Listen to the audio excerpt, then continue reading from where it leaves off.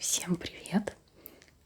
Today I would like to tell you about a Russian subculture, which actually hooligan subculture, which was very popular in 80s, 90s years of the 20th century, and okay, in the early noughties maybe of the 21st century, which is called Gopniks. In Russian, it's Gopniki, if it's plural, or if the one person, male person, Gopnik, and female is Gopnitsa. But usually it were male man, but sometimes women also can be in this subculture. Actually, they don't perceive themselves as a subculture, I guess. It's not a mafia, it's just more about street hooligans. So I got a question in the comments to tell about this. Actually, I was surprised because I was thinking about that, but it always seems to me that people don't know what is that. I mean, foreigners. This subculture was popular in Russia and in some post-Soviet countries. And first of all, well, in general, of course, I guess all hooligan subcultures in all countries, they have something common themselves. So it's some poor districts, people from low working class families, some criminal aggressive behavior to other people on the streets or someone else. Some small criminal like robbing, like beating people or something like this. What was the specific of Russian Gopniks, I guess, is the way how they looked like, and also the and maybe also some ways of behavior, some specifics, some small things and details. But first of all, why we call them like that? What does it mean?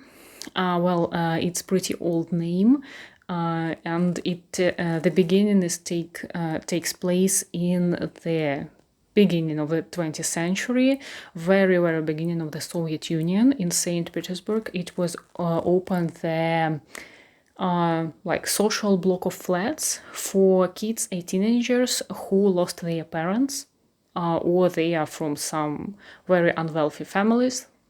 So the government took them to this block of flats, and the block of flats, its name was in Russian, it's городское общество призора, which means city society of care, something like this. And first three letters, городское G, общество O, призора P. So these three letters, it was GOP. So it was the short, don't know this word, so they named this building by these first three letters.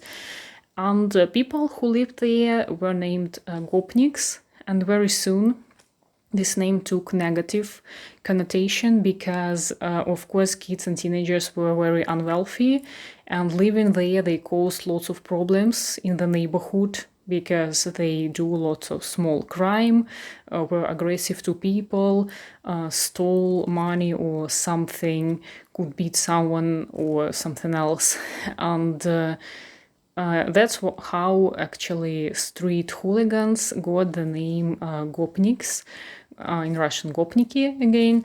And but in Soviet Union, actually, it wasn't popular. So it appeared in the very beginning of the Soviet Union. Then it was pretty quiet period, but in the end of the Soviet Union, in the 80s, when everything was very unstable, there were lots of troubles in the country, economical troubles, the situation was very bad in many spheres of life. I think because of this, they appeared again. And so how they looked like. In the 1980s, there was an Olympic Games. There were an Olympic Games in Moscow, sorry. And after that, some popularity took brand Adidas, if I'm not mistaken. So sportmen wore this brand. And in the late 80s, young people, hooligans, they chose this sport style, and they wore Adidas brand, not original, I guess, just something which looked like. The very important thing was this 3 stripes, so they wore sport suits with 3 white stripes. They could wear such kind of hat, don't know how to call them, also was very popular among them. They wore sport shoes. I think I'm not really into different types of how to say it, sport shoes, how it looks like, but it reminds me some football boots or something like this, or this shape. Sometimes they wear high socks, which actually looks very funny for me.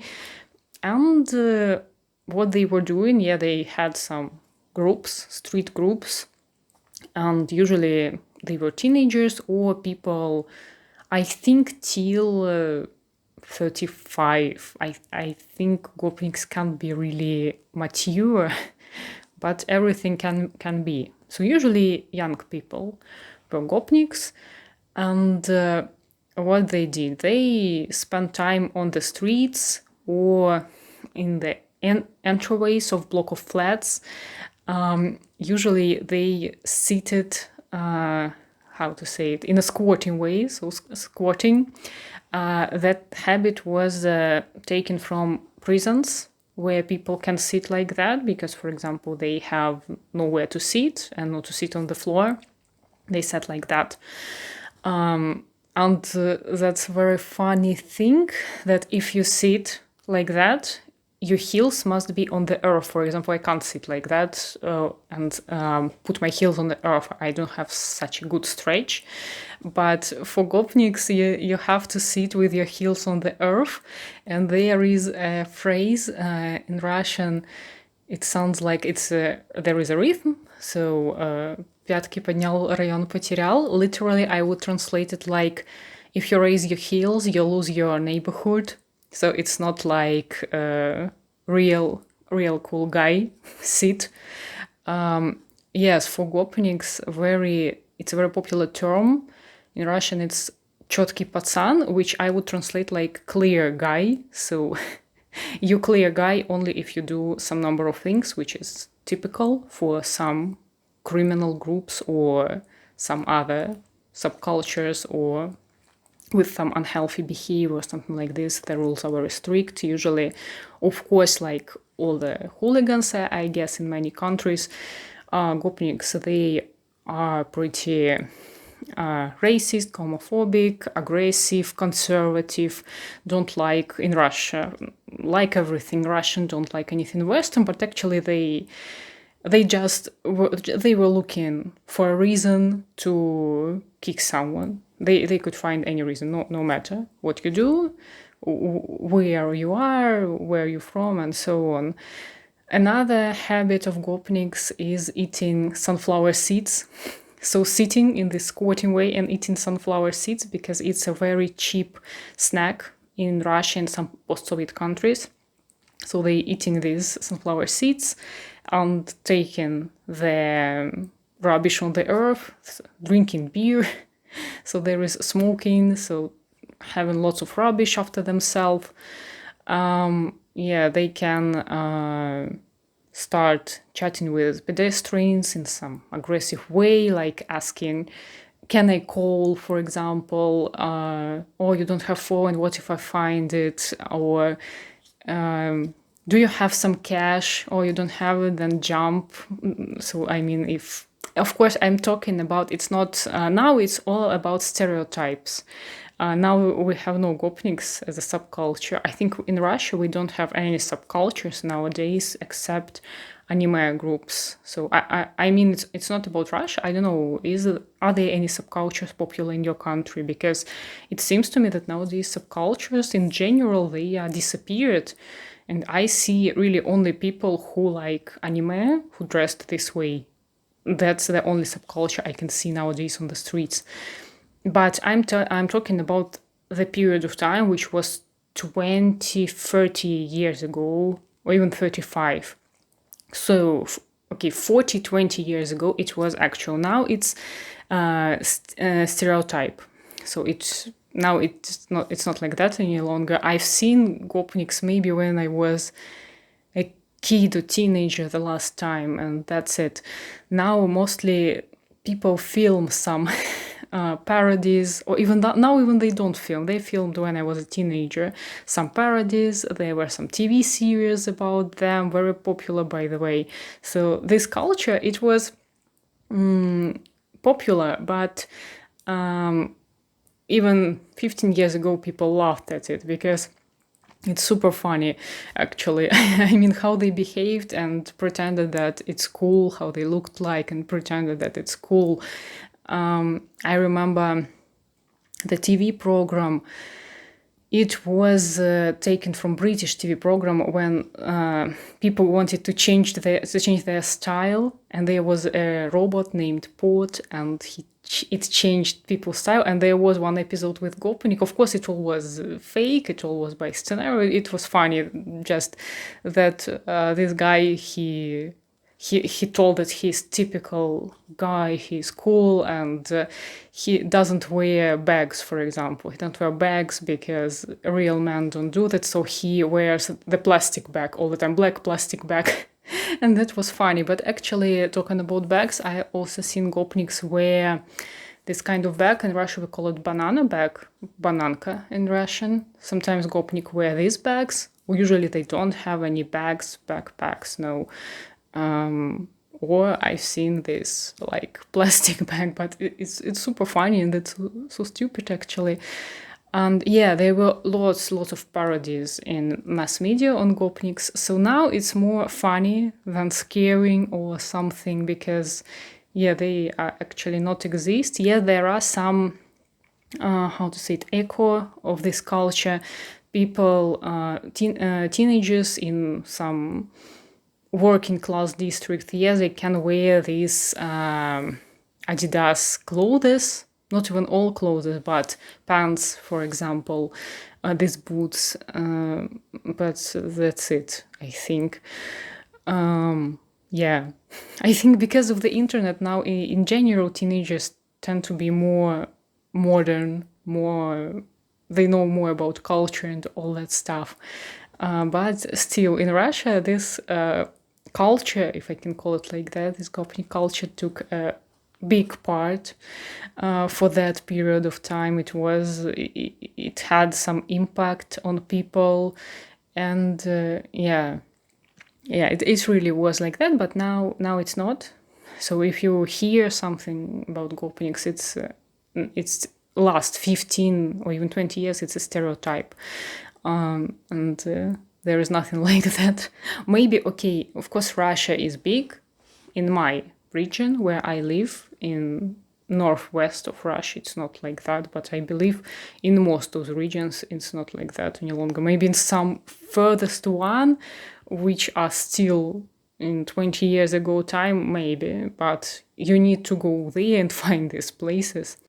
And also I can say that because of Gopniks, Adidas brand also a little bit, its reputation was a little bit ruined in Russia, or maybe not ruined, but it wasn't cool to wear Adidas brand because associations are very strong with this low-class street hooligans. So no one, I think for a long time, almost no one perceived Adidas as some cool brand like Nike, Puma, or whatever else. So it was something for street hooligans, despite I believe they wore fake clothes, of course. Now it's not like that. Now Adidas, it's a usual thing. Maybe some people can laugh a little bit, but nothing more. Also, by the way, for Gopniks, as I believe for many street hooligans in the world, it was very typical to divide people by how they look like. And there were some types of appearance which they were like, you can't walk here if you look like this. And also they could beat you, for example.